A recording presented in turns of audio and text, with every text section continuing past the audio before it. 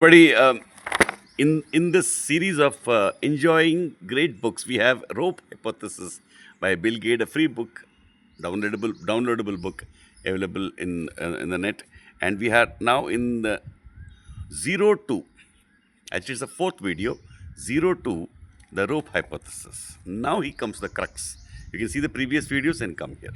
The Rope Hypothesis begins with the revolutionary assumption. Get this point of Bill Gates. You don't have to agree with Bill Gates. First, get what he is saying. That's most important. The rope hypothesis begins with the revolutionary, which means it's entirely new theory, assumption that a single loop of thread underlies all matter in existence. Underlies all matter in existence. It's an amazing theory.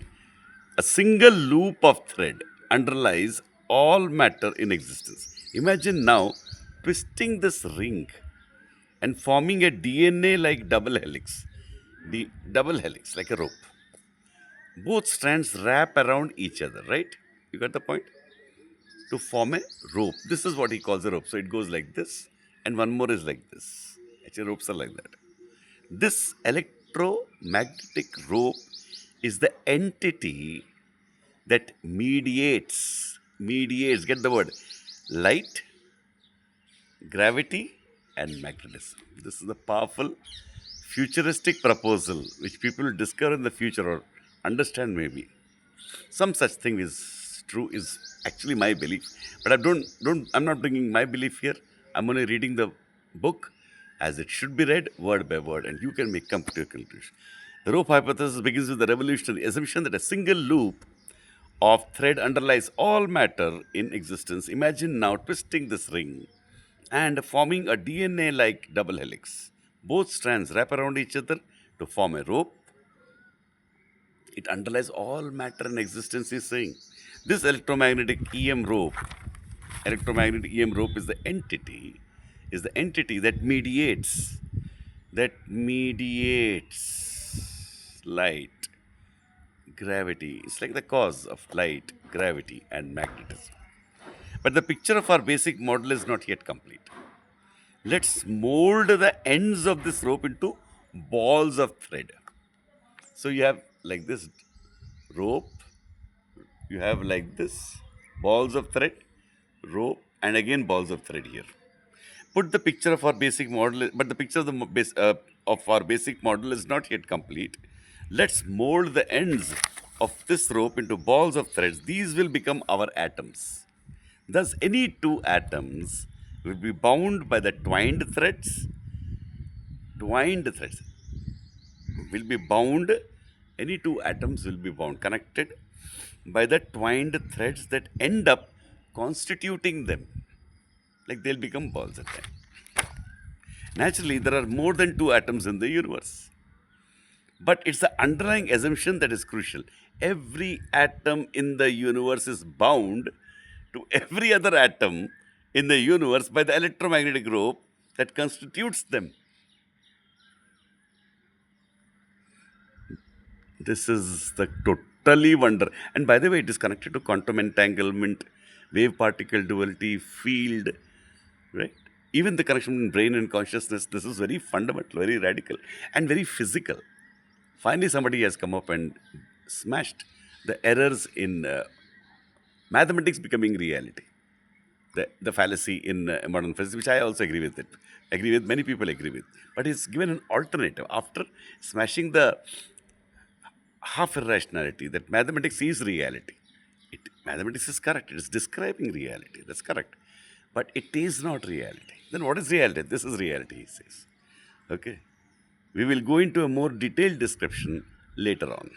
Naturally, there are more than two atoms in the universe, but it's the underlying assumption that is crucial. Every atom in the universe is bound to every other atom in the universe by the electromagnetic rope that constitutes them. We will go into a more detailed description later on. Imagine starting at an atom and walking along the rope to another atom. And any path you take from here will end at another atom. All intertwined threads lead to the next knot down the road. What you just visualized is an invisible, simple universe. This is all there is. How, how extraordinarily beautiful. It's extremely poetic to me. This is all we would see if we had all seeing eyes. All seeing means not with only our visual. This visual seeing also is a result of that rope hypothesis. We got the point now. This is the answer to naive realism, which is a core concept in modern physics and in philosophy. Finally, you have to end there. No, from what real thing are we getting the sensation of real things? This is the question. Again, I repeat. From there is also Bill Gates says explains later. From what real things which we can't see, but real things, comes this visual world which we can see, the seeing world, the world seen. Got it? Get it? Anyway, that completes the chapter. Our universe of interconnected atoms. He has given a small picture. Everything is connected to everything. Every atom is connected to every other atom. It has a ball like this. It has an intertwined rope like thread. There's also a ball the other side. That explains light, heat. Suddenly it becomes very simple. All the observations of modern physics, a lot of development has happened in modern physics. They're using it in technology.